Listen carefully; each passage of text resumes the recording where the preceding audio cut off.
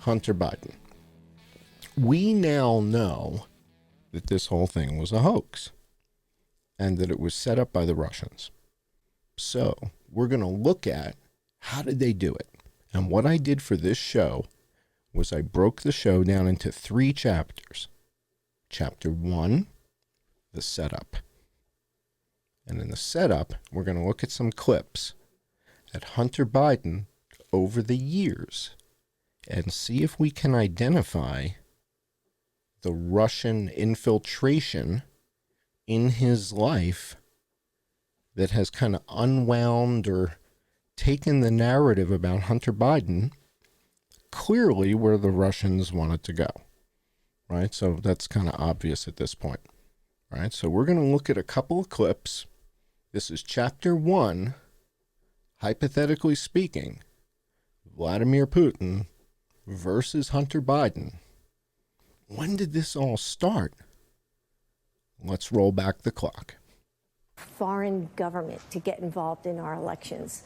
And I think, Donald Trump has shown us who he is, and this has been a real distraction. And I think it just proves that he's afraid to run against my husband, Joe Biden.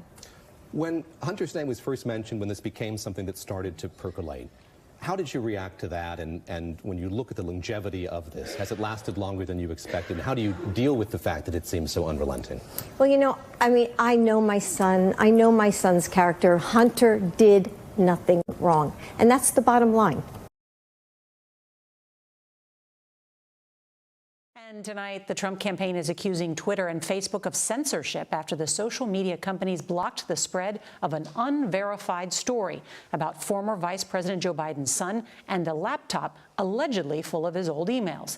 It's a story raising concerns about whether it's real or just designed to sow confusion in the final weeks of the election. Here's CBS's Nancy Cordes.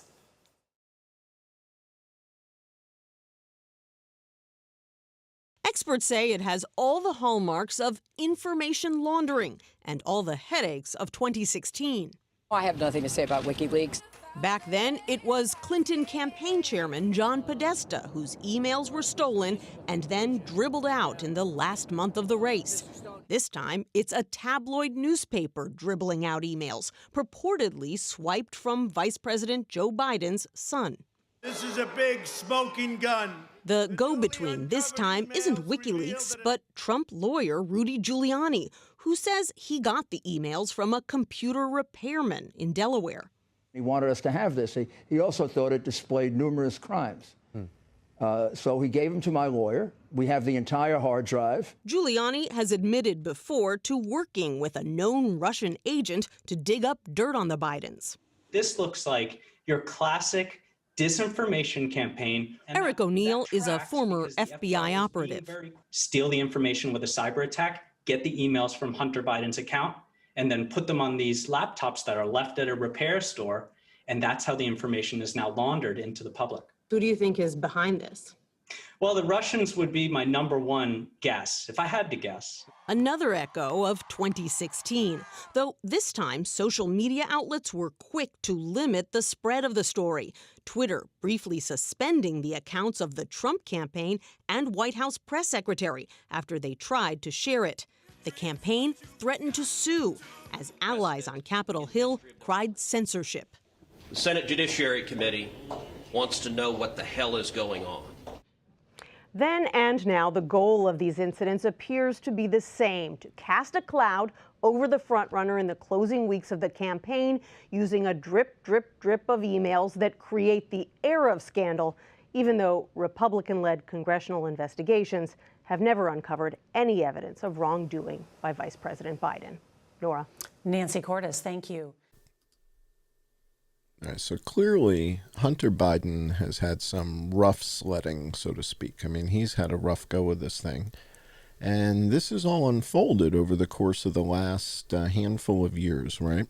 So we're really looking at a period of time over the last couple years or so. So the next stage of this documentary about Hunter Biden looks at now sort of more of this Russian setup, right? And so I want you guys to meet the characters that were behind the setup of Rudy Giuliani, right? So you may have seen Rudy Giuliani in the film, the Borat film, right? And our friend Larry Klayman, I think I can call him my friend now. Larry came on the show, and I think we had a good time.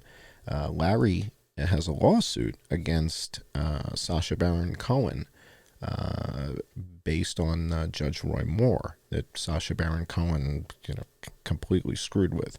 So Larry's pursuing that. But what we're looking at here is something similar. These are the folks, these are the people that met Rudy Giuliani, the story behind the laptop. Right now you're looking at this and thinking, wow, this was a whole Russian thing, right? Rudy Giuliani goes to Kiev, goes to the Ukraine, and this whole thing is set up by the Russians, which is wild, right?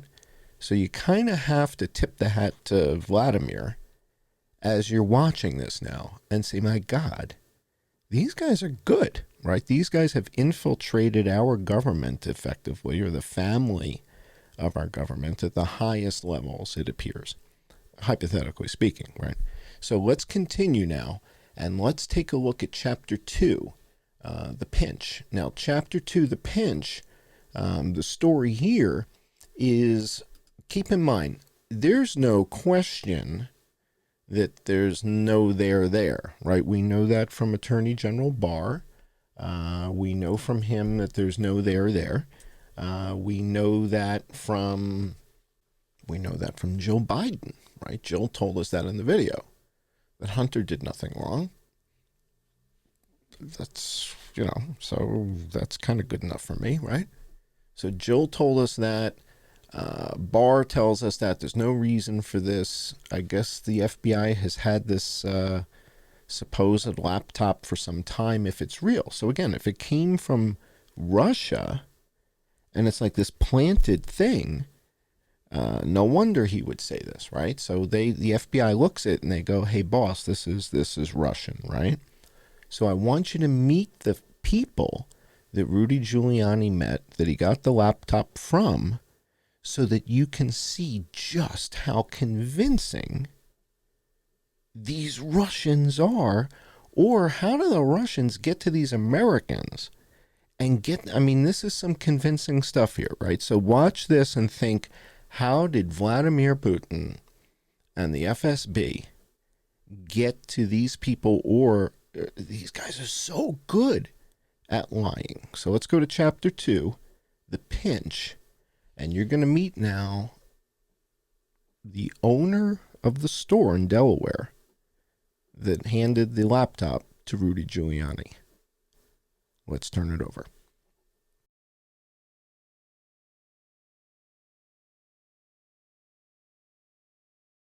My name is John Paul Mac Isaac. Initially, I was reluctant to tell the media about my family's involvement with reaching out to the FBI.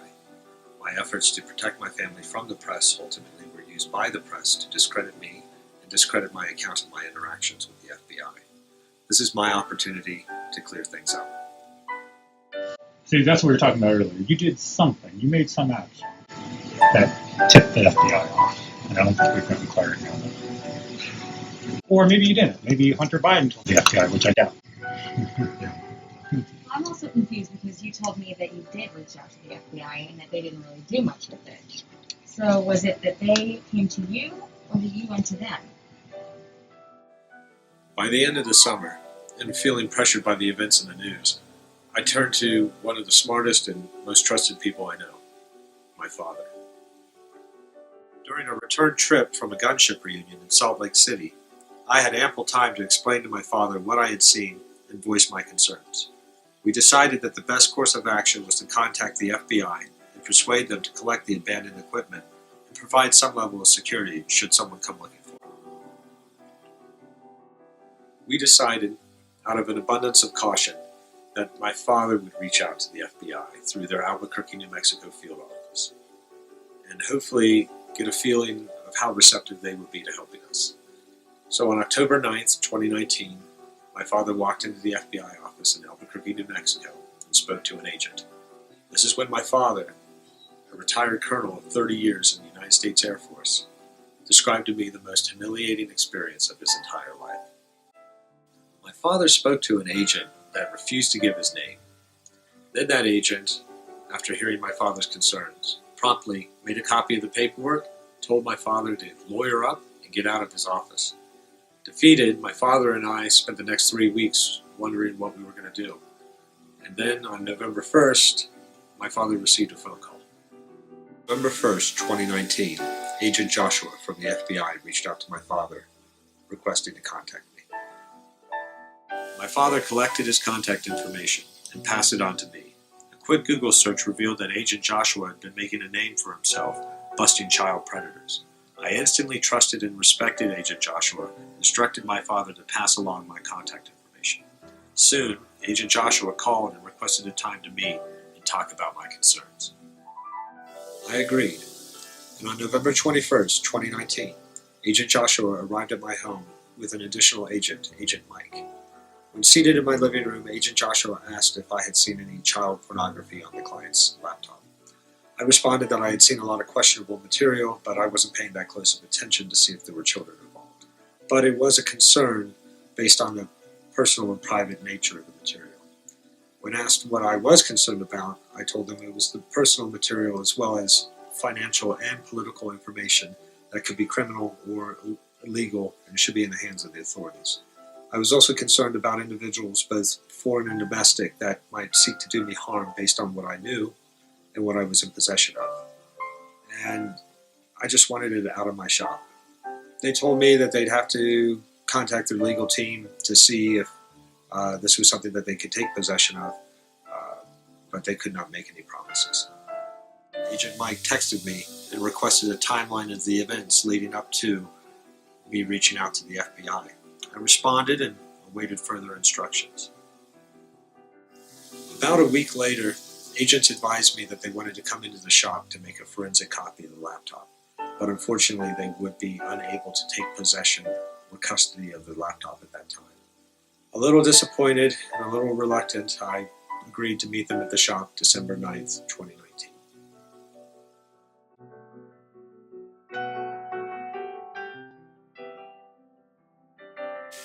I first received a phone call in the morning around 9:50 from Agent Mike, requesting that I text him the serial number of the hard drive that the client had abandoned. Both agents arrived at the shop at around 11 a.m. Agent Joshua immediately handed me a subpoena commanding me to appear before a grand jury. A note in the middle of the first page stated, "In lieu of personal appearance, please see Attachment A." Attachment A included 2 items: the MacBook Pro with serial number and the external hard drive with the serial number that was requested an hour earlier. I was ecstatic. I was getting everything that I wanted. I was getting protection from the FBI. I felt safe. I finally was getting this abandoned laptop and its questionable data out of my shop. And if there was evidence there, then it was finally in the hands of proper authorities. For the first time in months, I was at ease. And I thought that this whole ordeal might finally be over.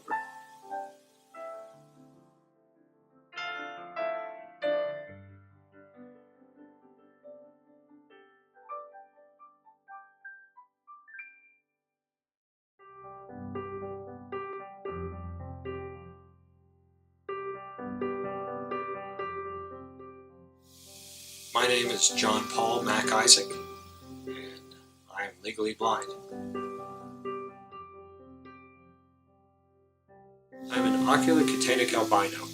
My vision is a direct relationship to my albinism.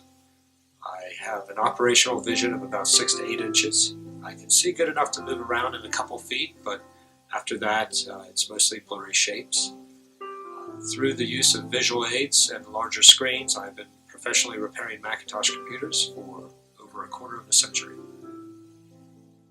I think the issue for us is that the longer we don't understand these points, we're just going to keep showing up here, and this is going to continue. And all we want to know is just the order of things, how they happen, so that we can get it right. And until then, you're going to continue to face these questions. Aren't going to portray what your true motivation was. And I'm just warning, like, I understand that's what your stance is now. You don't want to give us that information.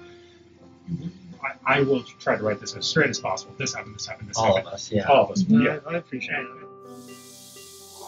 On October 14th, 2020, reporters ambushed me in my Wilmington repair shop, demanding that I confirm that it was really the client that had dropped off the laptop for service.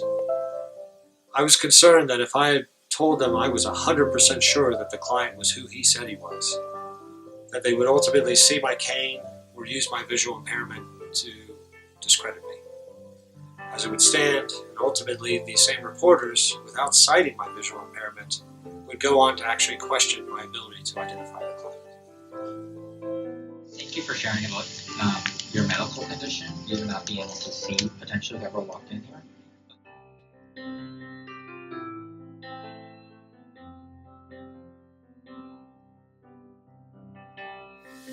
The client came into my shop April 12, 2019. I'd never seen the client before, nor have I paid enough attention to the client to recognize him.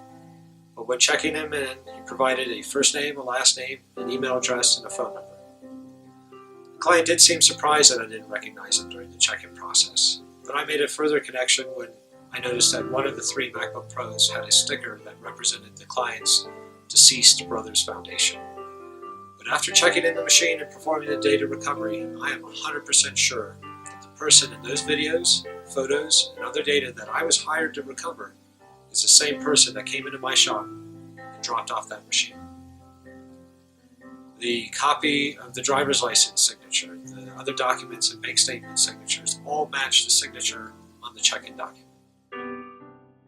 With the realization of who he was and what I had seen on that laptop, concern for my safety grew. I can't imagine a family that would be comfortable with that kind of information being in the hands of someone they didn't know, especially if that family is running for president of the United States.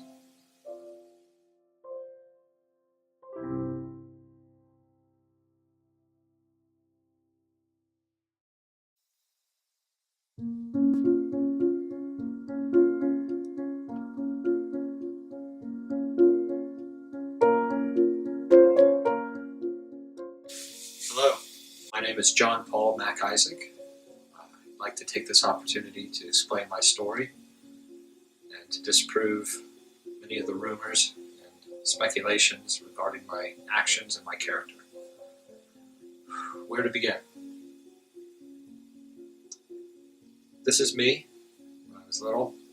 And this is my father. Wait, let me go back further. This is my grandfather, John Alexander Mac Isaac, a Scottish Canadian who, after World War II, flew and fought for the United States Air Force against the Soviets in the early parts of the Cold War. In time, my father, Steve Mac Isaac, would follow in my grandfather's footsteps, graduate from the Air Force Academy, and become a military pilot. He deployed to Vietnam to fly AC-119 gunships and continue my family's fight in the Cold War. That fight would consume over half of his decorated 30-year career defending freedom for America and its allies.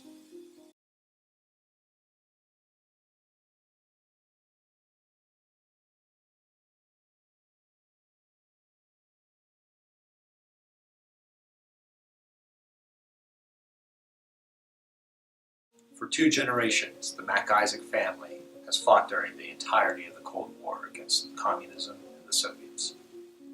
That's why it's completely absurd that anyone would ever consider me to be a Russian agent or influenced by Russia. I'm proud of my family, I'm proud of my country, and I'm proud to be an American. If I could see well, I would have followed in my family's profession and joined the Air Force. But instead, I spend my free time going to veterans reunions and archiving and preserving true American heroes and their stories. Men who fought in the warmer parts of the Cold War against the very people I am accused of actually being.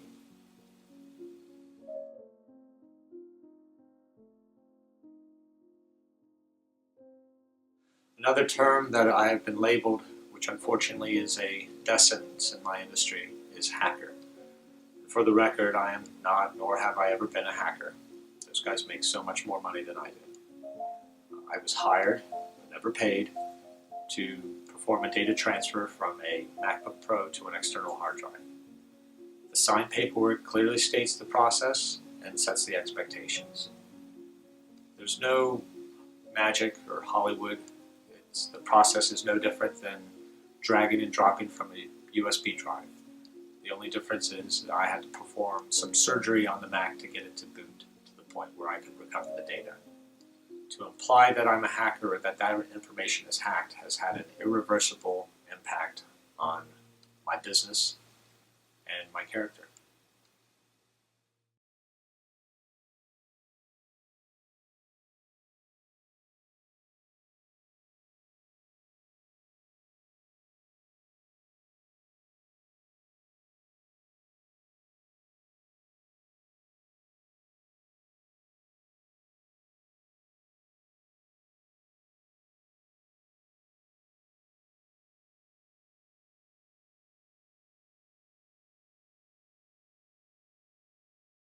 Safety to return.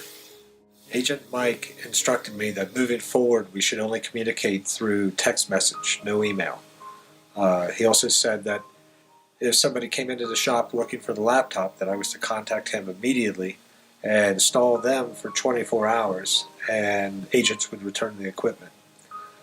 When leaving the shop that day, Agent Mike turned to me and said, in our experience, nothing ever happens to those that don't talk about these things. And at that time, I was just so happy that the laptop was leaving my shop, I didn't hardly notice the odd instructions or the thinly veiled threat. Shortly after agents collected the laptop, I received a call from Agent Mike requesting assistance in accessing the drive. I assisted them by providing phone support until they were able to access the drive and its data. I thought that it was odd that they required my help, and I was starting to get uncomfortable, but I figured I had no choice but to cooperate with the FBI. About 2 weeks later, I got a call at the shop from Agent Mike seeing if anybody had been in about the laptop. I said no, and that was the last I heard from the FBI. By that time, I was started to reflect on my interactions, and I was getting the feeling that the FBI's agenda no longer included my safety. Why was this laptop not in a lab being professionally inspected? Why was it not admitted as evidence during an impeachment? I was getting the feeling that the FBI was holding on to it until the owner returned for it, and that they cared more about protecting it than they were in protecting me. And ultimately, when it came to my safety, I was worse off than I was before.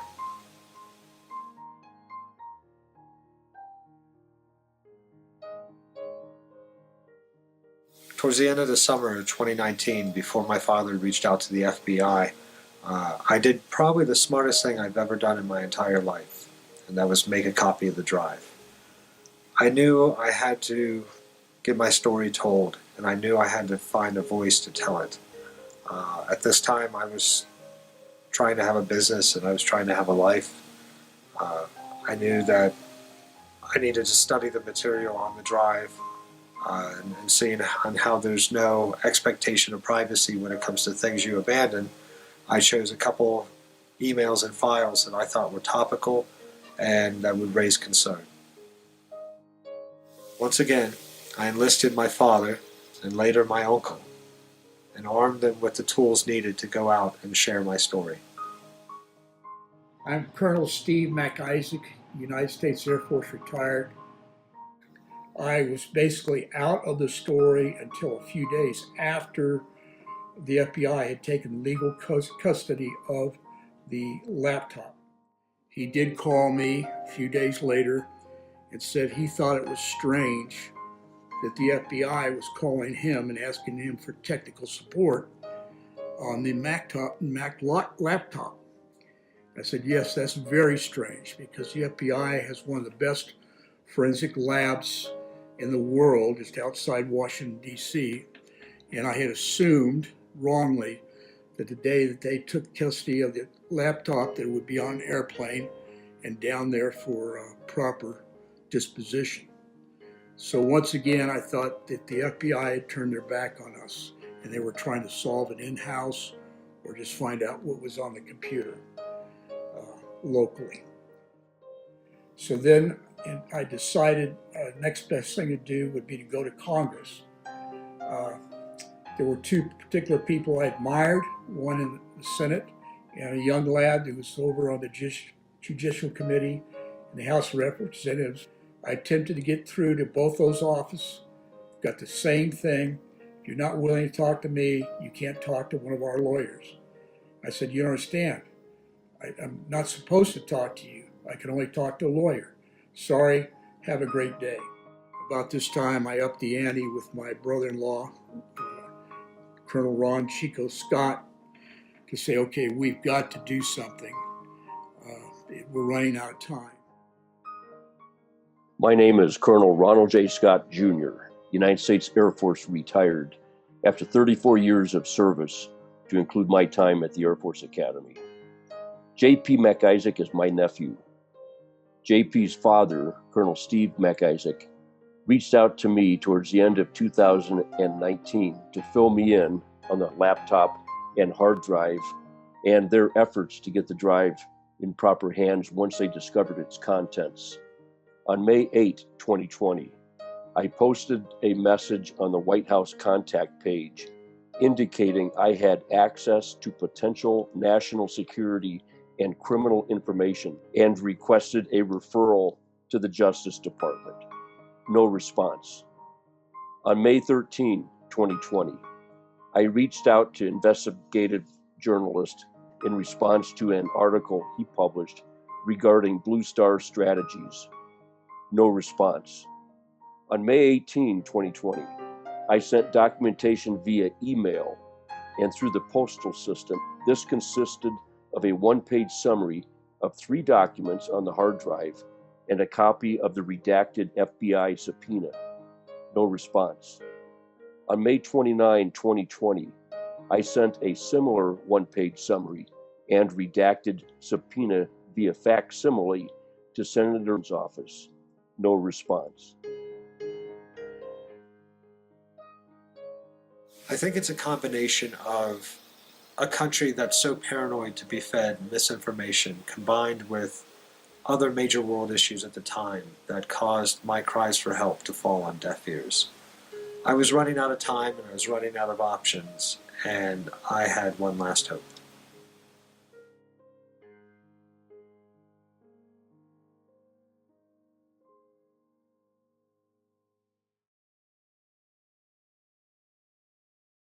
Well, that was interesting. Those are 2 full bird colonels, and somehow it seems the Russians have gotten to them, which is kind of wild. It's like, wow, how did that happen? Convincing stuff, though. Boy, these Russians are good. All right, one of the things that you may have noticed earlier in this video is I asked a question, hypothetically speaking, did Vladimir Putin hand select this guy, Andrei Durkich, to help take down the presidency? And many of you may have been saying, who the hell is this? What is he talking about? This whole documentary is really a result of the audience. So one of the things we say around here is we are John Cullen. This is crowdsourcing at its best. So the footage that you just saw of the shopkeeper, that was brought to me by somebody in the audience, and the same thing here. So Andrei Durkic is a member of parliament in the Ukraine. He called a press conference a handful of days ago in the Ukraine, and I don't think you've seen this on CNN or MSNBC. I don't think you've seen this on Bloomberg. And now that, what's his name, Ryan, is on the board of directors at Fox News, I don't think you're going to see this on Fox either. But this took place in the Ukraine, and the question now is, did Vladimir Putin hand select this guy? Because if you go and look him up, according to Wikipedia, this guy is like known FSB. Like, he's KGB, right? So that's what it says on the Wikipedia page. But I want you to see his press conference, and I want you to see a letter that I stumbled across. I guess it was on Reddit, and it was just sitting there on Reddit. And one of the things that you heard the gentleman in the last video say is that when things are abandoned, there's no right of privacy. The letter I'm about to show you appears to have been photographed on a conference room table. I have no idea if this letter has any veracity or not. Again, so let's look at this letter as if this is FSB, this is KGB. This letter is part of this disinformation campaign meant to smear Hunter Biden and then therefore Joe Biden. And this is part of it. So let's look at this letter from that perspective. And again, I stumbled on this and read it. So if a letter is left on a table in a conference room and it's just left there, and somebody walks up and takes a picture of it because it's been abandoned, there's nothing surreptitious about that, is there? I don't think there is. Probably, again, because of one of our viewers who pointed me to this letter and said, have you seen this? You got to check this out. So it appears somebody photographed, this is a hard copy, somebody printed this letter and then highlighted some stuff on it. And the letter is dated May 2017. It's got a bunch of folks on here. Tony is mentioned. I don't know if that's the same Tony that Tucker Carlson had on the show. Tony Bobulinski, I don't know. But a whole bunch of folks are mentioned in this letter. The name Hunter is mentioned, and that could just be a coincidence or whatever. But again, look at this letter as if, the FSB plants this thing, right? And the photograph of it and all that. And is that possible? And you say, well, why not? Sure, that's absolutely possible. All right, so let's go to chapter 3, Putin for the win.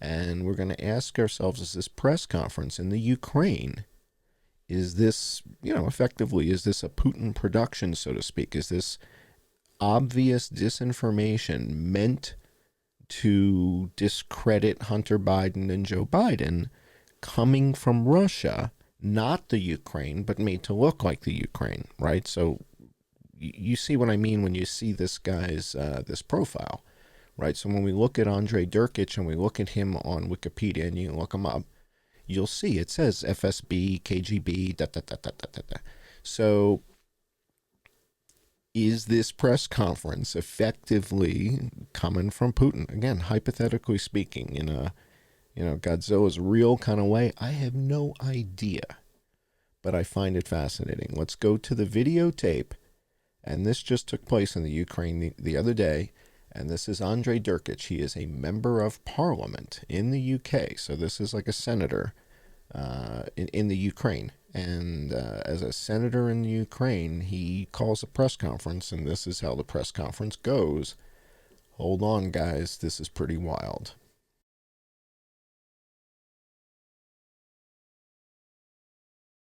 Добрый день, уважаемые коллеги. Сегодняшняя пресс-конференция посвящена новым фактам разоблачения международной коррупции и внешнего управления Украиной.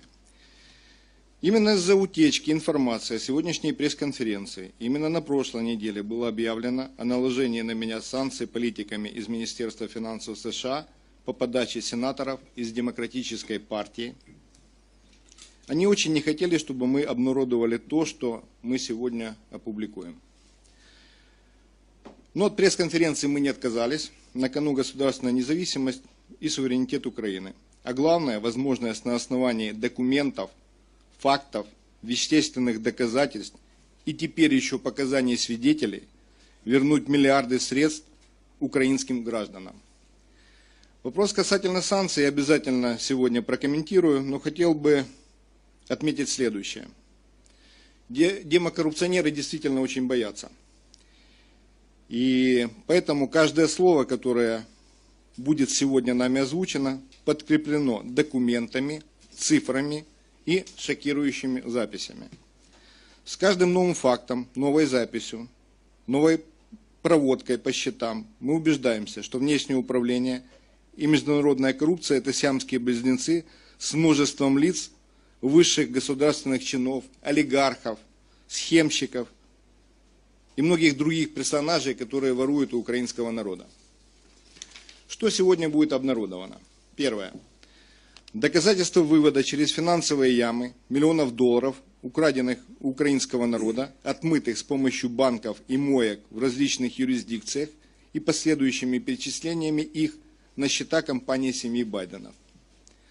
Новые записи разговоров пятого президента Украины Петра Порошенко и экс-вице-президента США Джо Байдена, свидетельствующие о внешнем управлении. Также мы обнародуем колоссальные коррупционные оборудки на закупках угля и газа, из-за которых украинцы платят на треть выше коммунальные тарифы. В этих оборудках участвовали на тот момент высшие должностные лица Украины и США. Нами будут обнародованы и факты освоения сотен тысяч долларов материально-технической помощи, направленных Украине государством США, а также свидетельства развала структуры Генеральной прокуратуры, а ныне Офиса Генерального прокурора Украины. Первая часть нашей пресс-конференции. Доказательства вывода через финансовые ямы миллионов долларов, украденных у украинского народа, с последующим перечислением их на счета компании семьи Байденов.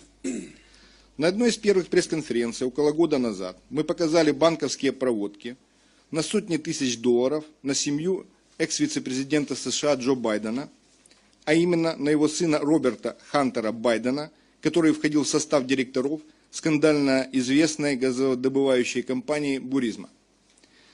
«Буризма» принадлежит беглому министру времен Януковича Николаю Злочевскому. Наличие Байдена в руководстве «Буризмы» и оплата его услуг – ничто иное, как политическая крыша, которая защищала Злочевского от украинского закона, а именно от Уголовного кодекса. После ряда пресс-конференций к нашей группе расследователей, а именно к старшему прокурору, группы прокуроров Генеральной прокуратуры по расследованию экономических преступлений режима Януковича в 2016-2019 годах Константину Кулику обратилось два иностранных гражданина, непосредственно занимавшийся отмыванием украденных Злочевским у украинцев миллионов долларов с последующим выводом этих миллионов на счета фирмы «Буризма», а также с последующим выводом на счета фирмы Байдена. Так как эти иностранные граждане находятся в процессе получения предоставляемого Украиной официального статуса «разоблачитель коррупции», в целях их личной безопасности, а также исходя из тайны следствия, назовем их условным именем свидетель 1 и свидетель 2. Подробнее об этом расскажет Константин Кулик, старший группы прокуроров ГПУ по расследованию экономических преступлений режима Януковича в 2016-2019 годах. Константин Геннадьевич, вам слово. Вам известно обстоятельства перечисления денег за консультационные услуги со счета Буризма Холдинг на счет американской компании Розамонсон Бохай? Да. И что вам известно? Известно, что с ноября 2014 года по октябрь 2015 происходили эти платежи, и я обратил внимание на странные повторяющиеся суммы, да? В чем? В долларах, да, которые выглядели, которые исчислялись суммой 83 333,33 цента. Неровные суммы. Неровные суммы, да. Вот. С Буризма Холдинг, да, перечислялись на Розамонт Сенека Бухай. Но обратил внимание то, что, как я уже сказал, что это какие-то странные неровные суммы были, это раз. А во-вторых, они повторялись порядка 20 платежей. То есть их было очень много, да. И это все было за оплата за консультационные услуги. Как будто это был какой-то общий платеж, разбитый на неравной части, которые не привлекали внимания банка. А вы видели какой-либо контракт в подтверждении вот этих платежей? Никакого контракта в подтверждении этих платежей я не видел. А как оно выглядело? Как вам пришло? На почту присылали образец платежного поручения. А кто присылал? Нужно было оформлять его по системе клиент-банка и, как я уже говорил, перечислять компании Буризма Холдинг в латвийском банке, Приватбанк на счет американской компании Резамонт Сенека Бахаил ЛЛЦ. А какие деньги использовались для наполнения счета этой компании? Использовались деньги Николая Злочевского, которые заводились компанией WireLogic и Digitex. Это те деньги, которые неучтенный нал с Украины по описанной схеме. Да. И в конечном итоге он попадал на Буризм Холдинг, и с него шли оплаты, в том числе и на Розамонт. Да, все верно. А как вы разделяли, где российские деньги, где украинские деньги? То, что вы не хотите говорить. Как вы вели учет? Как говорил, эти все деньги смешивались на компаниях WireLogic и Digitex. Все вместе. Что вы знаете о ней? Компания принадлежала Хантеру Байдену. Уважаемые коллеги, это часть записи опроса свидетелей, которую проводил Константин Геннадьевич вместе в присутствии с адвокатом. Полная запись этого разговора будет выложена на сайте NabuLeaks буквально по окончанию пресс-конференции. Информация о принадлежности той или иной суммы денег конкретному бизнесмену, который заказал такую услугу легализации, в том числе Николаю Злочевскому, находится на ноутбуке, который свидетель передает правоохранителям Украины. Какие же средства получали участники схемы?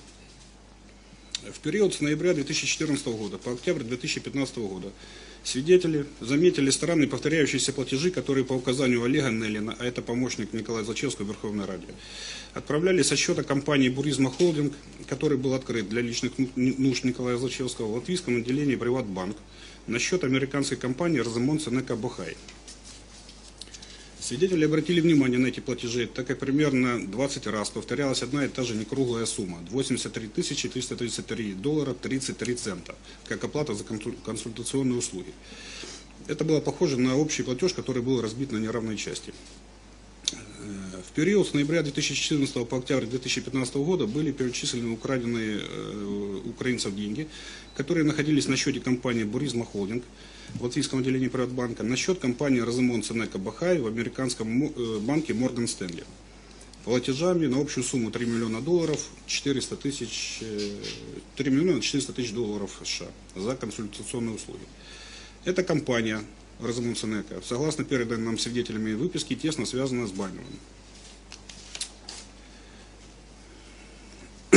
Кроме того, с контролируемым Злочевским счета Буризма Холдинг в период с декабря 2014 по август 2015 года были перечислены 242 885 евро на счет Алану Аптору, это член правления Буризма.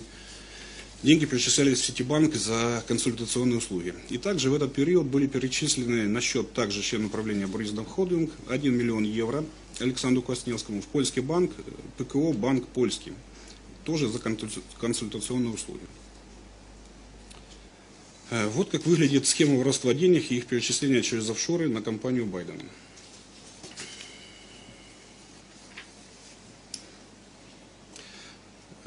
Вызывает удивление, что эти факты имеются у финансового мониторинга Министерства финансов США, но отмытые деньги не блокируются и не проводится расследование уполномоченными органами США. Кроме этого, блокируется полностью проведение расследования данных фактов в Украине. К слову, если Буризма опять захочет отбелить Байдена в суде, хочу уведомить, что уже одно судебное дело в части выплат от Буризмы Байдену я выиграл на прошлой неделе. Кстати, адвокаты Буризмы пытались отбелить Байдена, не оспаривая сам факт оплат. Их смущало только указанные размеры и точность по выплатам. Этот факт отмечен в решении суда.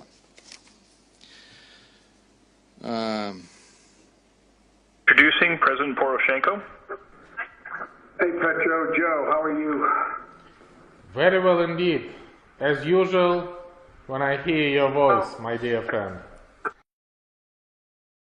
And if President can also support us, not only with the Minsk, but with the visa-free, that would be something when we are trying to sell to the Ukrainian people. And I'm still hoping that you can come maybe on the 21st of November, on our anniversary of Revolution of Dignity, and that would be a very big delivery. With regard to my coming on the 21st, as I told you, I could never come on the 21st. I was going to try to come immediately after, in early December. But here's where I am now, and part of my answer to that depends on what was your conversation with our president-elect. One of the things I've been doing is spending. They are not. I'm not being critical, but the incoming administration has been very, very slow on getting ready for transition. Quite frankly, like most of America, they didn't think they were going to win the election, so they did not have a fulsome transition team. Matter of fact, as of a couple days ago, they changed their transition team. Transition is a very, very delicate and precise dance that goes on from administration to administration over the last 100 years, and it requires the exchange of classified information and the like, and the people they put forward to be part of the transition have to be cleared to do that, just as we had to be cleared after the Bush administration, et cetera. They have not done that. They're trying to catch up and do it now since they fired the guy who headed up the transition just last week. The reason I bother to tell you that is I have been somewhat limited on what I'm able to tell their team about Ukraine. The truth of the matter is the incoming administration doesn't know a great deal about the situation. So I'm meeting with the vice president-elect, who's the only one that has any foreign policy experience. You play an enormous, you play now the role in the bringing peace to my country and save my country. This is my real feeling. And well, you're awfully generous. I don't plan on going away. I mean, as a private citizen, I plan on staying deeply engaged in the endeavor that you have begun and we have begun. Yeah. At least that's my objective. That's my objective. But if I go beforehand, I'm worried since they don't know enough, they will think I'm trying to game them. They will think I am trying to put them in a corner. They will question my motive in going before they are fully briefed. And I'm sure you understand that. You're a good negotiator. At least that's my thinking at the time, and I've seen nothing to make me question my judgment about this being the right approach. Как там сказал Петр Алексеевич, продать украинскому народу в годовщину революции с добудки. Циничные тексты циничных людей. Продавал надежду, все остальное в стране грабили. Как видим, Байден уверяет Порошенко, никто никуда не уходит. Наоборот, Байден заверяет Порошенко, что влиял на переходную администрацию президента Трампа. Нам было бы все равно, если бы это не касалось создания и крышевания коррупционных схем вместо борьбы с коррупцией, реальной борьбы с коррупцией. Еще одна запись достойна внимания обсуждения Порошенко и Байдена новоизбранного президента США Дональда Трампа. Давайте послушаем. Introducing President Poroshenko. Hey, Petro, Joe, how are you? Very well indeed. As usual, when I hear your voice, my dear friend. Tell me about your conversation administration, if you can, with Trump. I told him quite a big number of positive things which President Obama and current administration do. All right, man. Well, look. But frankly speaking, I expected much colder conversation, and it was quite sincere and quite warm. Good. Look, this guy, there's an expression in English. You know how dogs always chase buses or cars down the road? A bad dog will chase a car down the road. Yeah. Well, there's an expression in English. He caught the car, and he's the dog who caught the car. Didn't know what the hell to do. He doesn't know what the car's made of or what's in it. So we have a real chance here of making him a hero. Действительно, называть президента своей страны собакой, бегущей за машиной, а второму подхихикивать – это признак настоящих государственных мужей с высокой культурой государственности.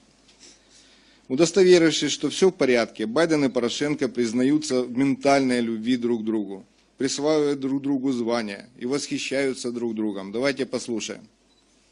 Introducing President Poroshenko. Hey, Petro, Joe, how are you? Very well indeed.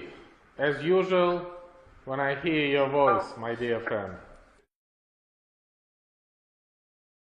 So, but you become a good friend, and we understand each other. And like I said, even after I'm out of this job, I'm committed to the independence of a new and non-corrupt nation state that, God willing, kids are going to be singing songs about you 30 years from now.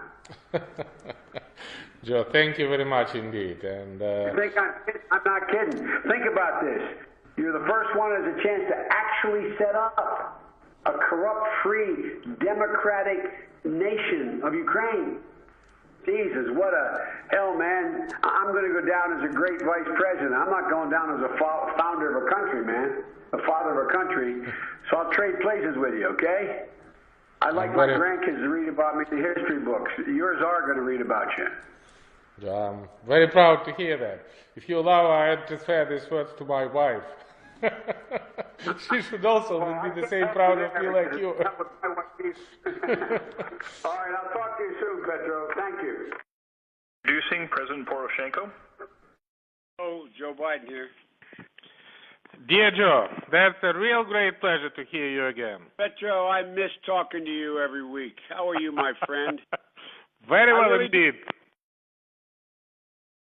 All the time when I meet with my team, I mention your phrase about father founder of the nation. Yeah, you should know that you are very famous and very popular. Words. Those children of yours who may go to Penn for a year, their children are going to know, and that generation is going to know, who finally gave Ukrainian people an opportunity to be firmly ensconced in the West as a progressive democracy. That's true. Ну, видите, триумф неадекватности. Вдумайтесь, весь мир говорит о коррупции Порошенко. Страна 73% голосует против коррупции Порошенко. Зеленский на стадионе кричит про приговор, а бывший вице-президент США вылизывает мальдивского патриота, называя его отцом нации, и предлагает писать про него поэмы. Действительно, про Петра Алексеевича и Байдена можно писать поэмы. Единственное уточнение, мы надеемся, эти поэмы будут напечатаны в материалах уголовных дел. Pretty remarkable, huh? That's Andrei Durkic. And Andrei Durkic sure has a story to tell, that's for sure. We have no idea the veracity of any of this stuff, and I want the audience to look at this with a completely different perspective than what you might normally look at this story with. And let's give the benefit of the doubt to Hunter Biden and Joe Biden and ask ourselves, has this been a Russian campaign the entire time? Hypothetically Speaking. I'm John Cullen. Thanks for joining.